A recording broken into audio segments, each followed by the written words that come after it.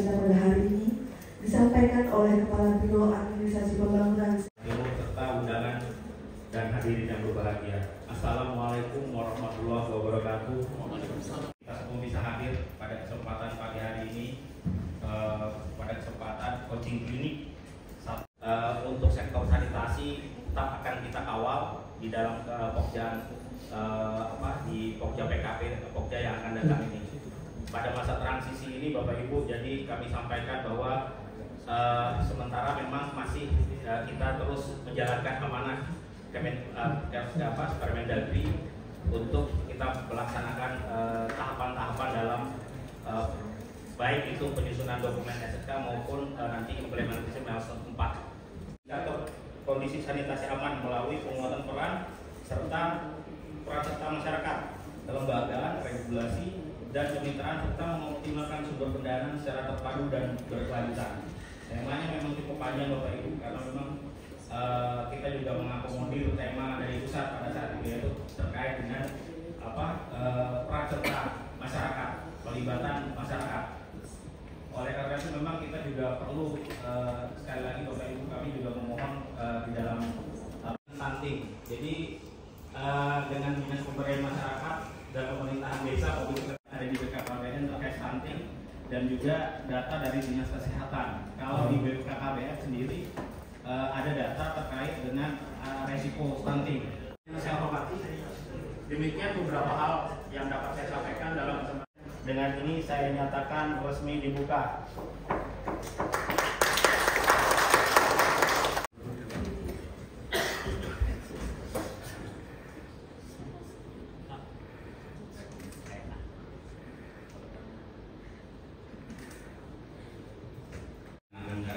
Karena itu data persampahan termasuk kinerja di Kota Bontang, kemudian sedikit terkait dengan drainase, dengan banjir, kemudian ada hasil-hasil analisis, pemaparan terkait dengan isu strategis, kemudian visi misi yang sudah coba dirumuskan di draft, meskipun sekali lagi visi misi ini masih draft, termasuk juga cascading yang coba dibangun oleh teman-teman Pokja MPL Kota Bontang yang dibawa Komando Bu Noni.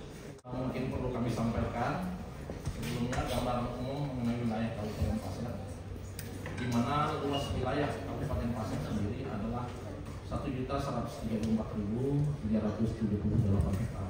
Kualitas air yang ada dari potensi dampak air limbah domestik untuk terkait dengan pembangunan di PNT juga ini mungkin ini dan juga beberapa kebijakan lain termasuk dengan dari provinsi untuk 3 saran dan masukan terlebih dahulu. Bapak Ibu dipersilahkan sebagai bahan baku sehingga kita bisa merevitalisasi TPA yang sudah ada itu, jadi hanya sisanya. Dalam negara, kenapa saya bilang dalam negara? Karena ada beberapa perusahaan besar seperti LNG maupun PKP itu pengelolaan sampah paling banyak, sangat bagus Pak. Hal ini kenapa? Karena perusahaan menerapkan aturan yang betul-betul yang bisa tunduk terhadap masyarakat yang tinggal di dalam perusahaan. Nah, itu yang saya bilang miris, kenapa kita regulasi di Kota Bontang itu tidak bisa sebegitu gitu Pak. Itu ada salah satu. Kalau kita dari data yang kita update di akhir 2022 itu memang di Bontang itu aksesnya itu sudah 98,94%. dari Pak Yoyo dan Pak Yas terkait dengan pelibatan Dinas Pemberdayaan Masyarakat dan Desa.